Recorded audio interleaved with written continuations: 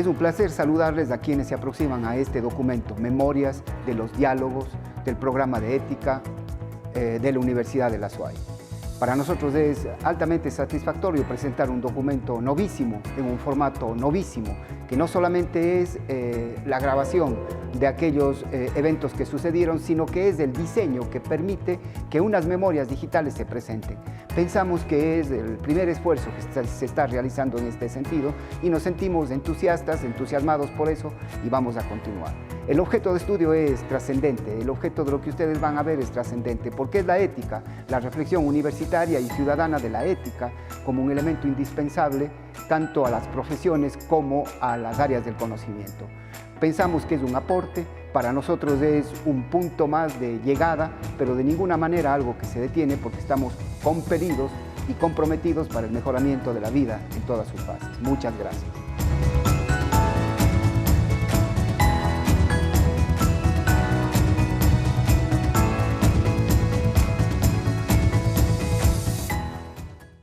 Acompañan en esta ocasión para escuchar una conferencia sobre un tema sumamente importante que tiene que ver con la ética de la investigación científica.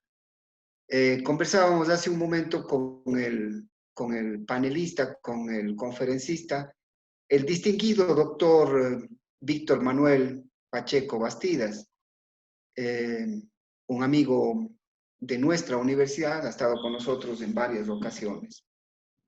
El doctor Pacheco es riguroso, es cabal en lo que hace, responsable, serio, inteligente. Características que le han llevado a presidir con absoluta pertinencia la Comisión Nacional de Bioética en Salud. Y esa misma personalidad profesional del doctor y también personal ha hecho que tenga un reconocimiento internacional cuando fue presidente de las comisiones nacionales de bioética de la UNESCO. El doctor tiene una serie de características que ustedes van a evidenciar cuando el doctor exponga. No voy a hablar más, ahora me permito dirigirme a ustedes. Estaba anunciado que yo iba a moderar el temas institucionales de la universidad importantes, hacen que no lo pueda, generan que no lo pueda realizar la moderación. Y por eso he pedido que el doctor Gustavo Chacón, aquí presente, lo haga. El doctor Gustavo Chacón es un PhD, un profesor reconocido y apreciado y querido por todos nosotros. Entonces, explicando la situación de mi no presencia y agradeciéndoles la de ustedes, me permito dejar la conducción de diálogos, del foro, con el doctor Chacón. Gustavo, muchas gracias. Víctor Manuel, muchísimas gracias por estar nuevamente con nosotros. Apreciamos mucho y nos honras con tu presencia, Víctor. Muchísimas gracias. Buenas tardes con todos, compañeros de la universidad, estudiantes, público presente, conferencista Víctor, bienvenido, un amigo que nos conocimos hace 2 años en los fríos páramos del Cajas, bienvenido. Me place pues colaborar y ayudarle en este caso a Juan Morales, que me ha pedido que modere esta conferencia, pues con mucho gusto lo hago, no solamente por Juan, sino por toda la Universidad de la SUAY y sobre todo porque conversábamos y comentábamos hace un momento que todos estos temas de ética pues deben ser ejes transversales, no solamente en las profesiones, sino justamente en la actividad diaria de todos nosotros. Me place presentarle a Víctor, mencionar algunas de las múltiples actividades de un currículum bastante extenso.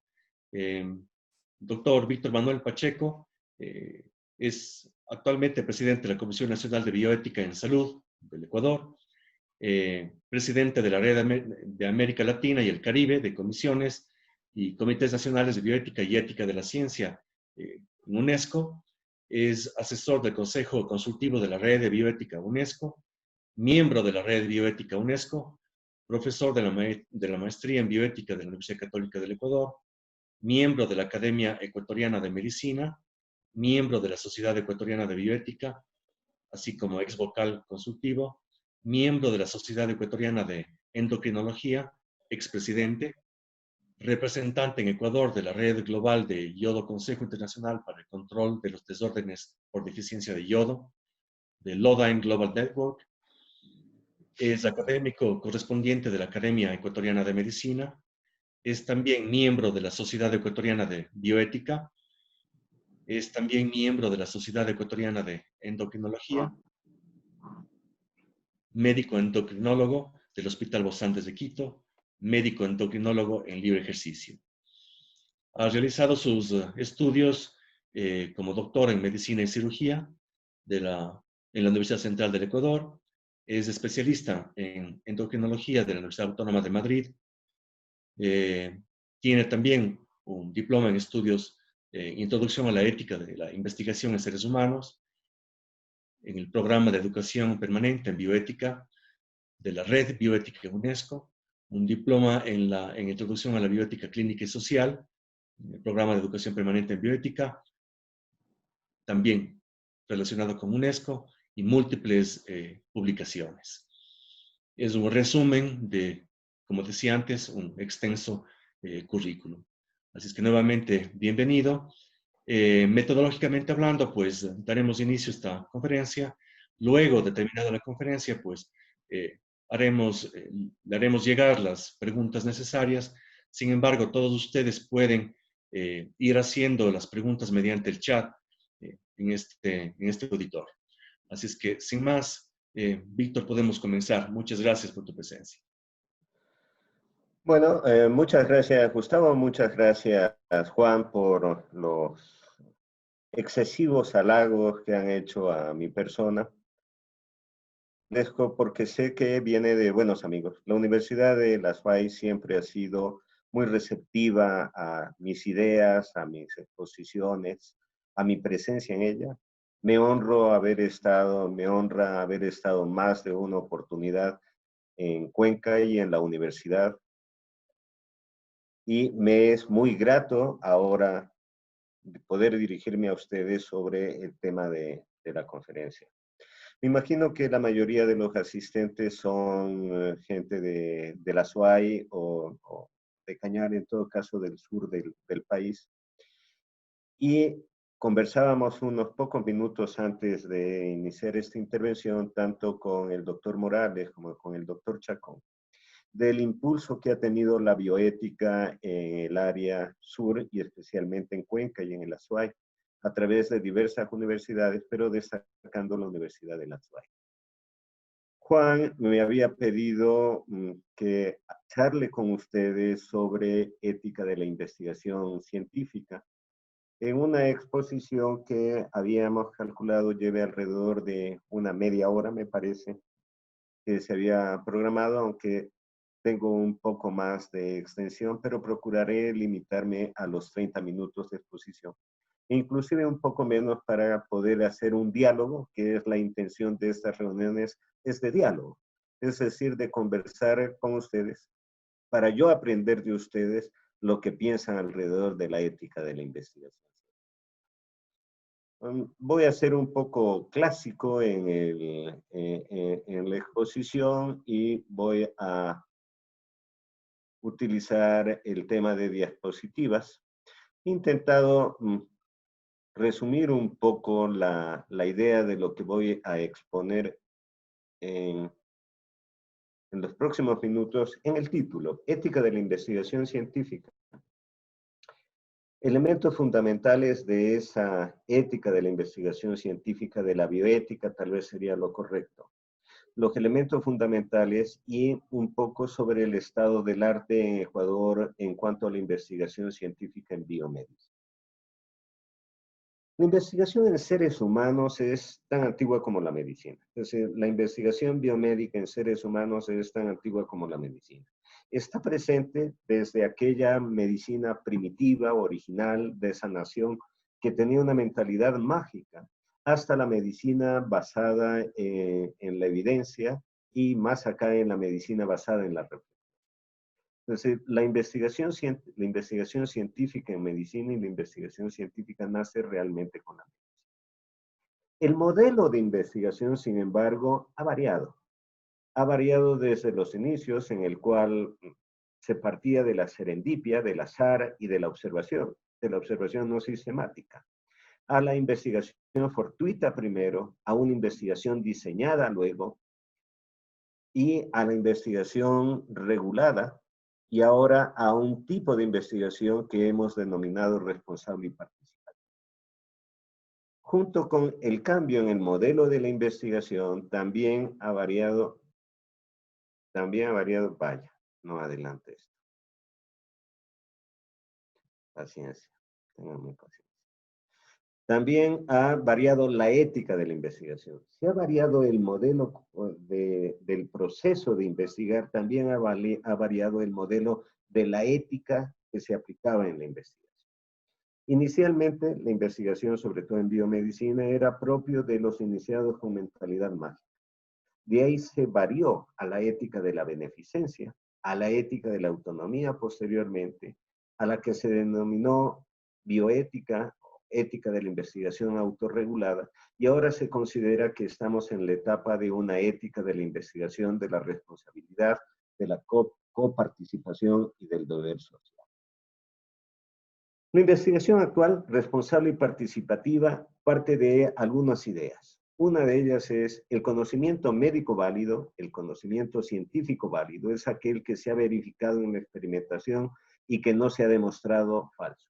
Eso es lo que acaba por constituir la medicina basada en la evidencia. La investigación contemporánea busca reconocer y respetar los derechos de los individuos, los derechos de las comunidades y los derechos de las sociedades. La actitud de la investigación y del investigador comienza a estar centrada en el sujeto u objeto del experimento y ya no en el investigador. O debería estar, esa actitud debería estar centrada en la persona que participe en el experimento y no en el investigador. Por eso se habla de que la investigación debe ser hecha con y no en los sujetos de investigación. Este cambio, es decir, el con significa con la participación de, y hemos abandonado, o se debería abandonar el en, que se hacía sobre ellos, pero sin la participación de. Es notable la presencia del ente social colectivo en el interés del sujeto y en el interés de la investigación, y obliga a hacerse una pregunta en el momento actual. La investigación científica en salud, en medicina, en biomedicina, ¿para qué? La respuesta está posiblemente en encontrar una razón de ser de la investigación. ¿Qué es lo que busca la investigación en el momento actual? Identificar y caracterizar la realidad, producir conocimiento de aplicación práctica aplicable a la realidad, generar teoría que justifique los conocimientos empíricos, demostrar científicamente las teorías de los conocimientos, encontrar la explicación epistemológica de la teoría, identificar los determinantes holísticos de los fenómenos, pero sobre todo en el área de la biociencia, proponer teorías y acciones que modifiquen los determinantes de los fenómenos perjudiciales y aseguren la integridad, la dignidad, los derechos, el bienestar de los derechos humanos y comunidades y la justicia en ellas, con la finalidad de modificar la propia existencia en categoría útil a uno mismo y a los demás. No se trata de generar conocimiento o de investigar solamente por investigar, sino de tener un propósito determinado que vaya a asegurar la integridad, la dignidad, los derechos, el bienestar de los seres humanos y comunidades, la justicia en ellos y además la dignidad de los seres vivientes, no solamente de los seres humanos, sino de todos los seres vivientes. Los principios básicos en la práctica, en la praxis investigadora actual, se basan en el principio del ejercicio de la duda metódica y del control de hipótesis. Si no hay una duda metódica, sistemática, y no se controlan las hipótesis, la investigación está condenada al fracaso o a dar resultados superfluos. Debe haber un diseño adecuado de los experimentos. Si el diseño no corresponde a la demostración que buscamos, el estudio es inútil. Debe haber una gestión de los medios y de los datos y, ojo, se debe establecer la propiedad y la custodia tanto de los medios como de los datos que hay en ellos. Debe haber un buen y adecuado uso de los recursos económicos basado en responsabilidad, eficiencia, eficacia, seguridad, respeto al medio ambiente y biodiversidad, seguridad y austeridad. Está repetido el tema de seguridad, pero es un error. Esto es fundamental. Más ahora, en el momento actual, me refiero al país en este momento, en el cual las limitaciones económicas para hacer investigación son muy notables. El descenso de la posible inversión que hubiera podido hacer CENESID, por poner un ejemplo, o las universidades, se ha visto terriblemente limitado, no solamente por la pandemia, sino por la crisis económica que venimos arrastrando desde el año pasado. Muchos de los proyectos de las convocatorias realizadas, por ejemplo, por CENESID, como puede haber sido la convocatoria al programa Ingenios, ha visto fracasada la convocatoria por falta de financiamiento. Eso no depende de CENESID, depende de la situación del país. También debemos evitar y denunciar desviaciones derivadas propias del ejercicio investigativo. Muchas veces, y la gran mayoría de ustedes lo habrá vivido o lo ha visto, se ha hecho interpretación abusiva de los resultados de investigación.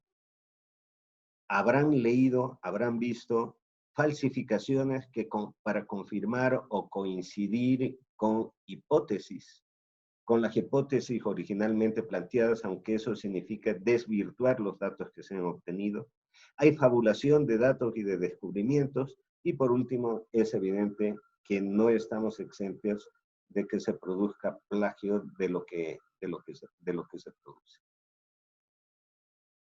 Desde el punto de vista de la investigación biomédica, la ética contemporánea debe girar a proteger al sujeto u objeto de experimento. Debe haber una evaluación externa por comités de ética de la investigación en seres humanos, en este caso.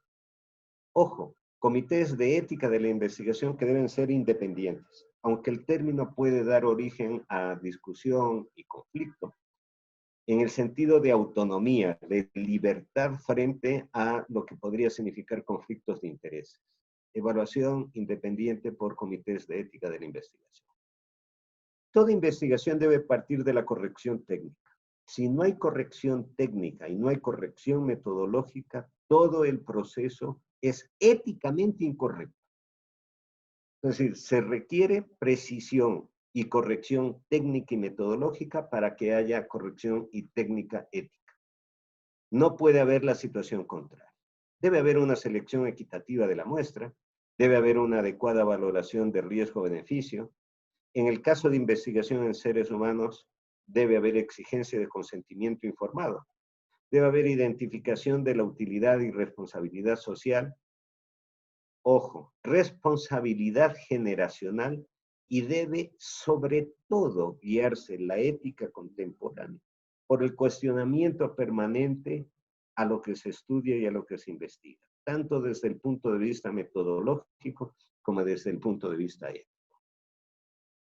La investigación científica dio origen a una serie de reflexiones primarias para su corrección ética, porque perdimos la inocencia en Hiroshima y en Auschwitz. Es decir, la inocencia que tenía o que podría haber tenido la investigación científica se perdió en estos dos momentos claves para la humanidad. Ahora la investigación científica debe basarse en el respeto a la dignidad de la persona, entre otras obligaciones, con el tema referente al consentimiento informado por respeto a su integridad y a sus derechos. Es decir, una primera reflexión en la cual basar la investigación científica, la ética de la investigación científica, es en el respeto a la dignidad de la persona. Un segundo momento, se debe reconocer al ser humano como sujeto libre y autónomo. Es decir, predominio del ser humano como justificación moral y debe justificarse moralmente la investigación que se va a realizar con ese ser humano. Quienes hagamos o quienes hagan investigación debemos tener responsabilidad. Responsabilidad no solamente con el presente en relación a la actividad científica, sino sobre lo que ese conocimiento puede generar en el futuro. Debe haber ausencia de intención negativa que atente contra la integridad o la dignidad del ser humano o con intención de uso inconveniente. Debe haber transparencia, exposición ante sus pares y ante la sociedad, pero transparencia verdadera. La experiencia, sobre todo en el área biomédica, la experiencia no solamente nacional, sino sobre todo quizás internacional, está llena de situaciones en la cual se han oscurecido resultados negativos, por ejemplo, para determinado tipo de medicamento. Por último, debe haber respeto a la libertad y a la creatividad individual responsables ante el ser humano y el ente social. Pero sobre todo me estoy refiriendo aquí a la libertad de los investigadores. El Estado, por más que regule, o las universidades, las instituciones educativas, por más que regulen las investigaciones, deben respetar la libertad y la creatividad individual. Esa es la base de la investigación. Si nos ponen camisas de fuerza a quienes hacemos investigación, acabaremos por producir cualquier cosa menos realmente conocimiento que pueda ser.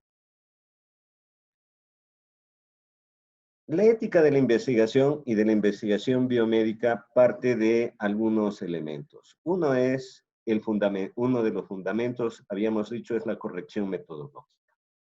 Si me da tiempo, hablaré algo de esto adelante.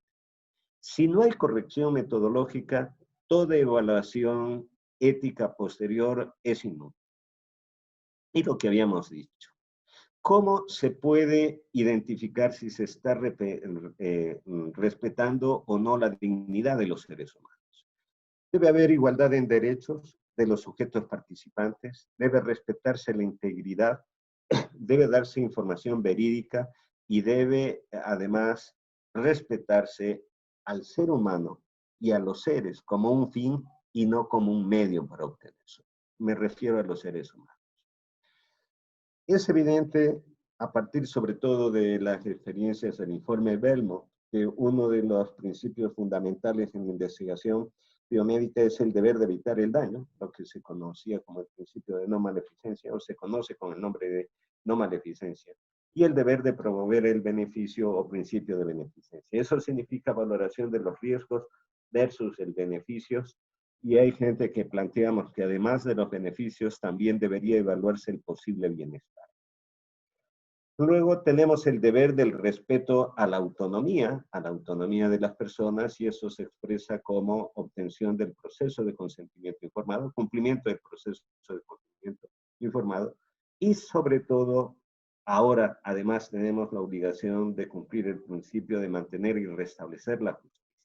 ¿Cómo? Demostrando la utilidad social de la investigación, procediendo con métodos adecuados de selección y reclutamiento o integración de los sujetos a la investigación, escoger la mejor opción terapéutica o la mejor opción de investigación, deben utilizarse recursos razonables, es decir, que no haya desperdicio, debe haber acceso y distribución de los beneficios. Este es uno de los puntos más conflictivos en investigación biomédica. En muchos países, en muchas zonas, muchos estudios, pero sobre todo en estudios realizados en países en vías de desarrollo, lo que antes podíamos denominar países del tercer mundo, se hace la investigación, se utiliza a las personas como sujetos de investigación, no se hace investigación en ellos, no con ellos, y no se distribuye adecuadamente los beneficios. Ejemplos de eso sobran. Y no me voy a detener. La praxis de evaluación de los proyectos protocolos de investigación entonces deben tener dos momentos, uno de evaluación metodológica y otro de evaluación. Voy a pasar esto rápidamente. La corrección metodológica debe cumplir ciertas normas. Creo que se está grabando esto, me parece que Licede. me dijo que se iba a grabar, y tanto el doctor Morales como el doctor Chacón, me parece que me lo comentaron. Digo, para efectos de si alguno de los asistentes están interesados en tener esta información, la presentación, no hay ningún problema, pueden compartirlo, por favor, citando que es el doctor Pacheco únicamente. No hay problema. ¿Perdón? No hay problema. La presentación la podemos subir luego a la página web y compartimos con todos los asistentes.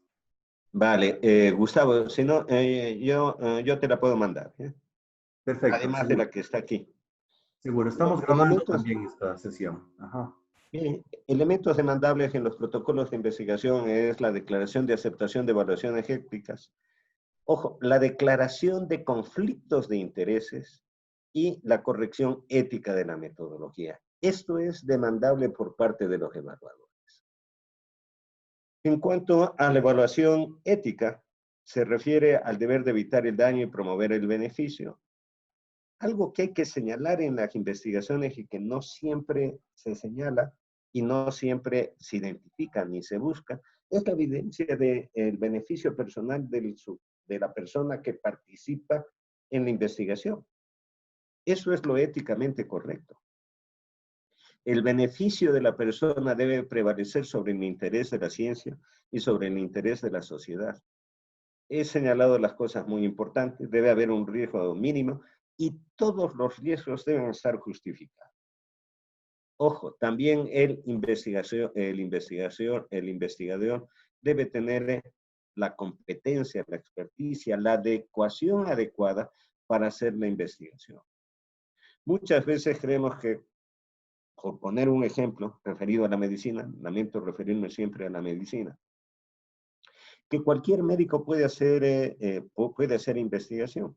Y en algún momento las universidades ecuatorianas, me estoy refiriendo a la Universidad Central en este caso, pensó que todos los médicos debíamos ser investigadores. Y eso no es así. Deben ser personas que tengan una adecuación, una experticia, un entrenamiento, una instrucción, una educación formal que se les permita hacer. Vamos a ver, ya está. El deber de respetar la dignidad y la autonomía de las personas se refiere en la investigación biomédica, sobre todo a la corrección del proceso de consentimiento informado. En algún momento podríamos hablar de eso. Y en cuanto al principio de mantener y restablecer la justicia, se refiere al proceso de selección, de incorporación o reclutamiento al estudio, de comparación contra el mejor tratamiento probado, revisión de asistencia sanitaria, compensación e indemnización por daños y respeto a los requisitos de confidencialidad. ¿Cuáles son las debilidades metodológicas encontradas? Aunque ustedes no lo crean, la mayoría de ustedes me imagino que son investigadores. Muchas veces no diferencian correctamente los tipos de investigaciones. En los protocolos no se diferencia correctamente el tipo de investigación que se va a realizar. Hay ausencias de criterios de inclusión y exclusión de las personas que van a intervenir. Muchas veces no hay una definición del tamaño o características muestrales.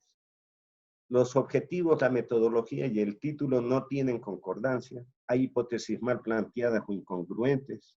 No todas las variables que serán medidas son mencionadas. No todos los procedimientos están descritos o detallados. No se describen los procesos analíticos y estadísticos. Y muchas veces lo único que se hace es señalar el paquete estadístico, es decir, el instrumento, pero no qué es lo que se va a realizar.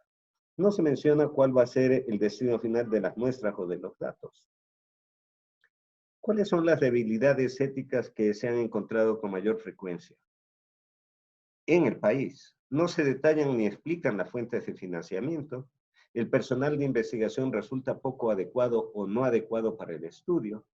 Se incluyen o no se excluyen del estudio grupos en situación de vulnerabilidad mayor o doble, niños, niñas, adolescentes, personas privadas de la libertad, personas en situación migratoria irregular. No se identifican los beneficios para el participante individual, su comunidad o la sociedad.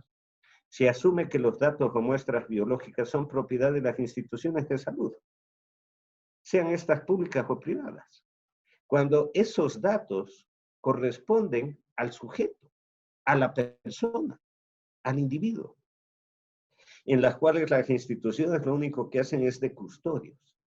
Se asume además que en todas las investigaciones retrospectivas no se requiere el proceso de consentimiento informado. En el formulario de consentimiento informado no se colocan contactos del investigador principal, patrocinador, ni del comité que evalúe el proyecto. No se mencionan los riesgos, sean físicos, psicológicos o sociales para los participantes, o solamente se señalan los físicos. No se menciona si los participantes van a tener que cubrir algún gasto en el estudio. No se considera la firma de testigos en caso de que el participante no pueda otorgar su consentimiento. No cuenta con secciones para declaratorias de consentimiento negativo o revocatoria. Más debilidades, hay ausencia de mecanismos o de su descripción para precautelar la confidencialidad de los participantes. No se mencionan si las muestras y datos serán exportados. Hay omisión de procedimientos mencionados en la metodología.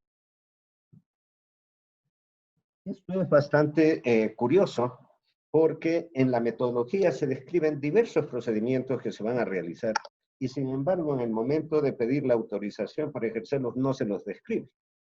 No se presenta consentimiento informado amplio ni específico y son incorrectos para el almacenamiento de muestras de futuras investigaciones.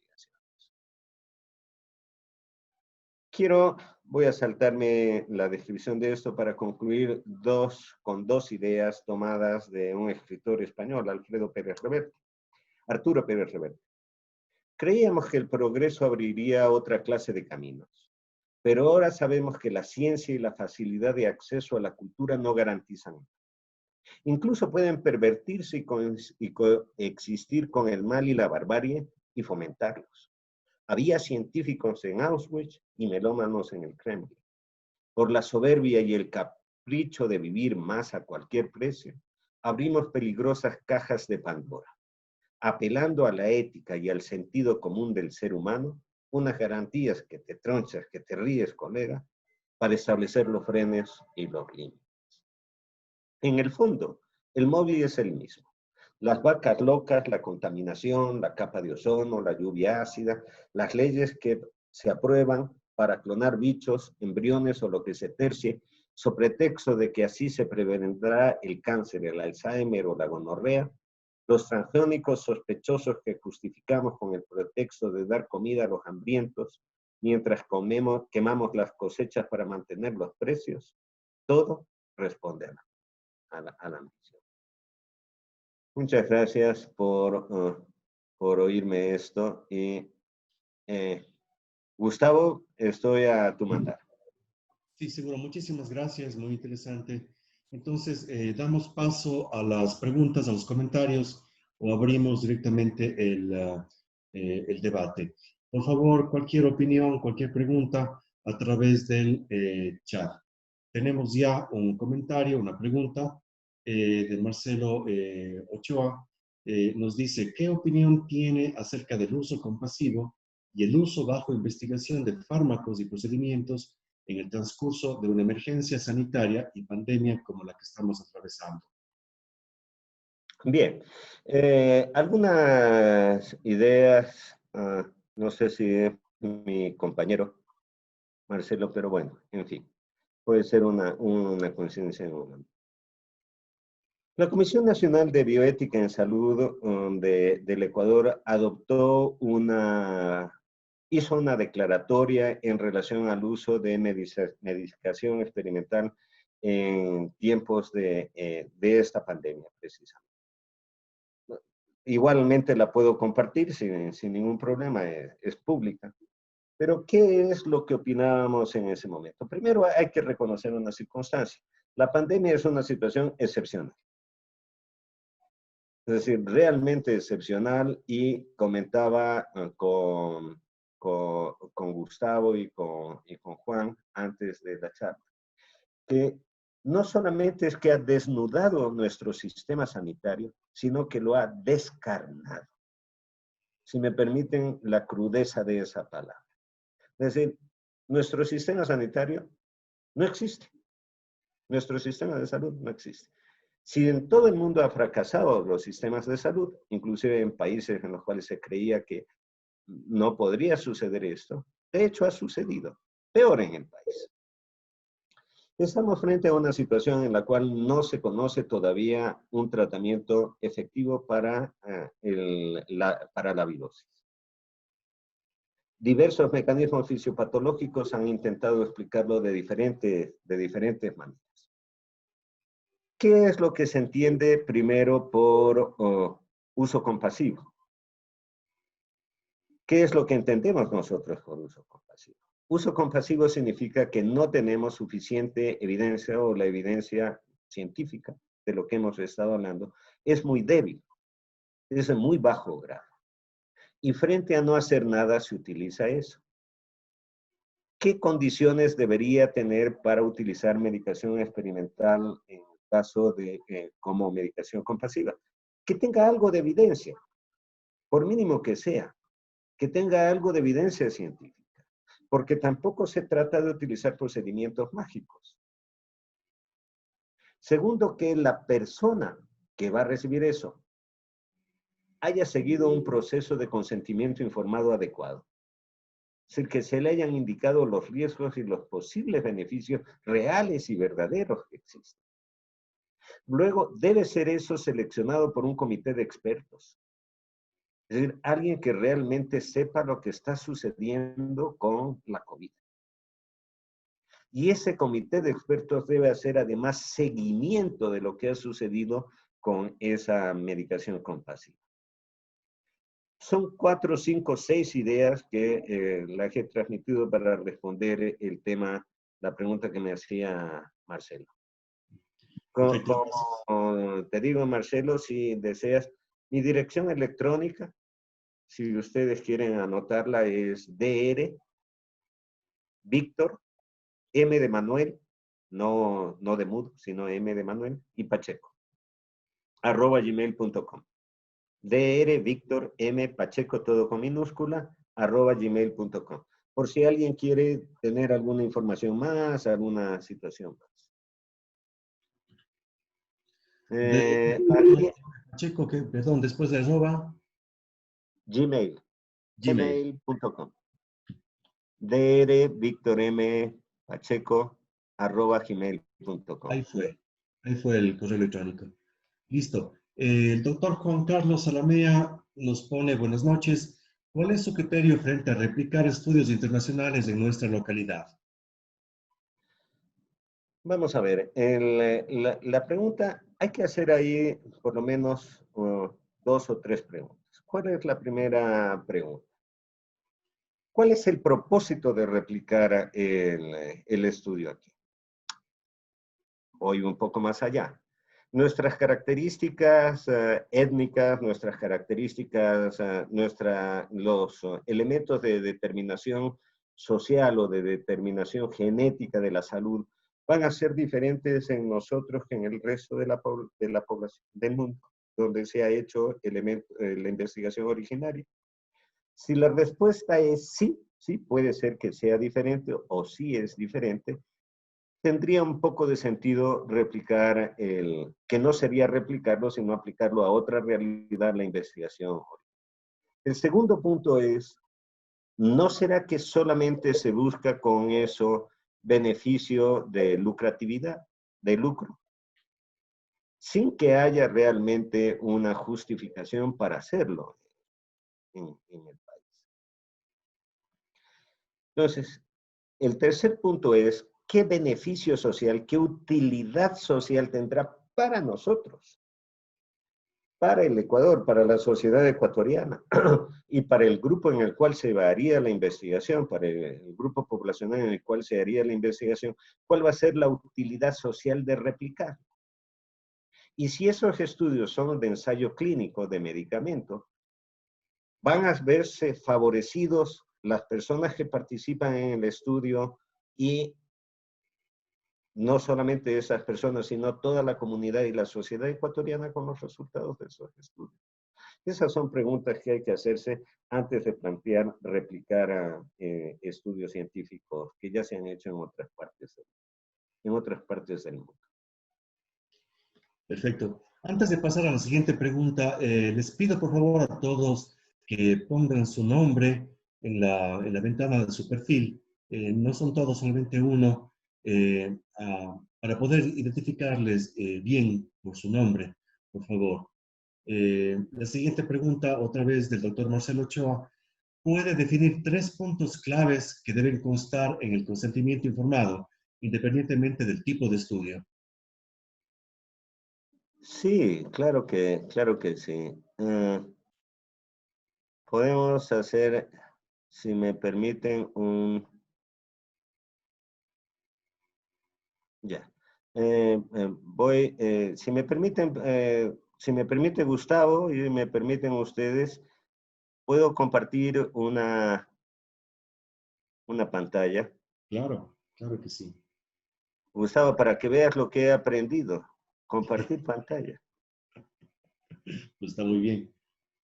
Eh, En la evaluación de los protocolos de investigación y de evaluación ética, el deber de respetar la autonomía y la dignidad de las personas se ejemplifica, se cumple a través de la corrección del proceso de consentimiento informado. Breves cosas. Debe haber adecuación de la información que debe ser además proporcionada de una manera amable y entendible, porque y en el idioma en el cual el sujeto sea originario, la persona que va a participar sea originaria. Porque si le hablamos a alguien que es semianalfabeto de qué es el genoma, o si vamos a alterar el genoma, pues no va a entender qué es lo que estamos hablando. Se debe valorar los medios para proporcionar la información. Debe ser información relevante, disponible para el participante. Debe haber previsiones para responder las preguntas. Debe haber adecuación del formulario de consentimiento informado. En el consentimiento informado debe señalarse los procedimientos por los cuales va a haber confidencialidad de los datos, respeto a la intimidad y privacidad del sujeto. Y debe señalarse cómo se van a gestionar las bases de datos exclusivamente en contextos institucionales de acceso limitado. Bueno, me ha pedido 3 ideas, Marcelo, y creo que con eso puede, si es necesario y si quiere más, puedo darle también mayor información. Perfecto, muchas gracias. La siguiente pregunta dice, de la investigación que usa DNA humano para entender cómo el ambiente induce cambios por metilación, se puede obtener importante información para prevención de ciertas enfermedades en el futuro. ¿Qué opinión le merece el uso responsable de DNA en humano en investigación?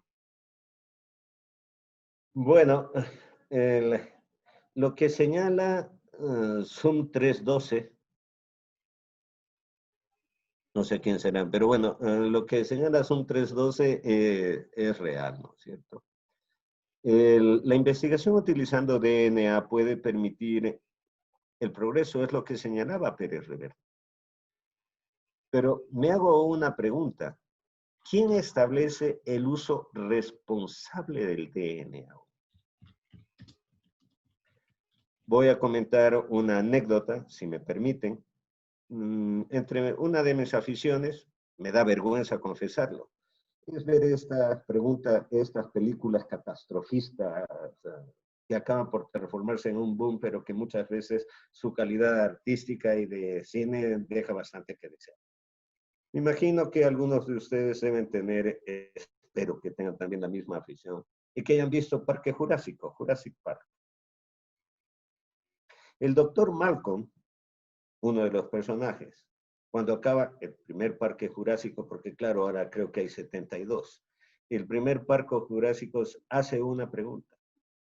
Ustedes solo se preguntaron si podían hacerlo, no si debían hacerlo. Esa es la pregunta que tenemos que hacer. Es decir, ¿podemos hacerlo? Sí. Pero además, ¿debemos hacerlo? Esa es la pregunta ética que debemos responder. Entonces, el tema del uso responsable del DNA, lamentablemente la investigación biomédica está llena de ejemplos que se suponía eran responsables, pero que acabaron por no serlo, porque no hubo la autolimitación de los investigadores, no se dio.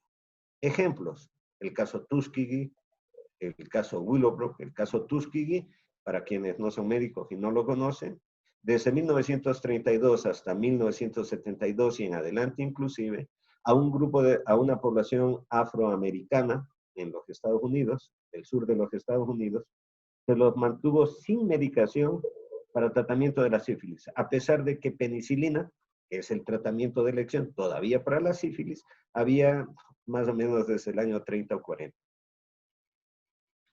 El caso Willowbrook.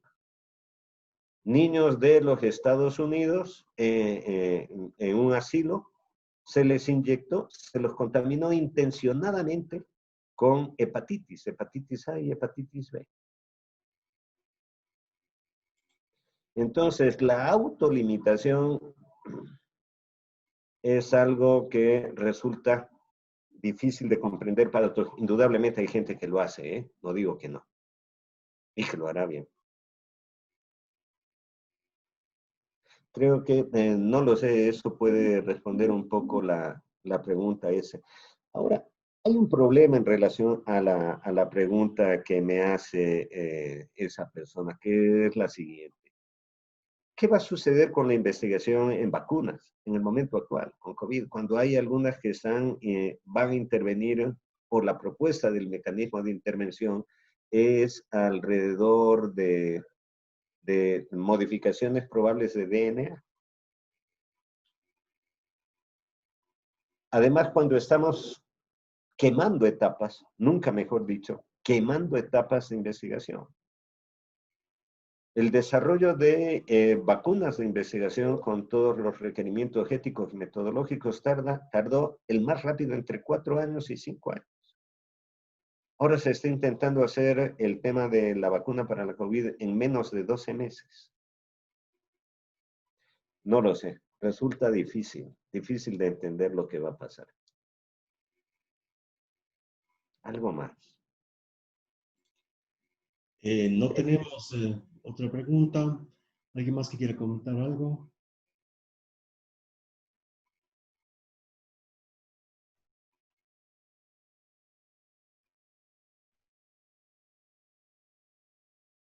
¿No? No tenemos otra pregunta.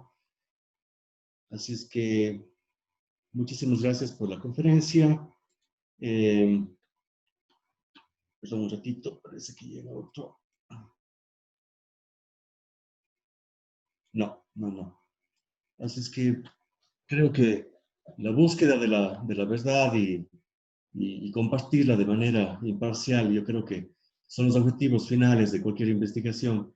Creo también que la precisión y la autenticidad de los resultados son ante todo una cuestión de integridad individual y son cruciales para poder preservar la credibilidad académica, la protección del bienestar de las personas y también del ambiente. Y yo creo que también la confianza de la gente, yo creo que debemos dar pasos importantes y certeros en esa vía. Muchísimas gracias, doctor Víctor, y muchísimas gracias a ustedes, los presentes. Creo que entonces damos por terminada la conferencia. Muchas gracias, Gustavo, y repito lo que dije hace un momento. Si piensan que en algún momento pueden necesitar de información, de comentarios, de criterios, de lecturas sobre lo que he hablado, sobre cualquier otro aspecto bioético que piensan que les podría ayudar de alguna manera, no duden en escribirme a mi correo electrónico. Con gusto lo contestaré. No les digo que al WhatsApp y todo eso, porque eso son demasiadas moderneces que me superan definitivamente, Gustavo. Eso sí me supera. Seguro, encantado. Yo me comprometo a enviarles una copia de esta sesión y ya les puse el correo electrónico en el chat y pues con gusto puedo ser un mediador para enviarte cualquier inquietud y poderles pasar también a todo el grupo. Por favor, Gustavo. Seguro. Por favor, Gustavo. Encantado. Muchas gracias. A ti. Ok, un gusto.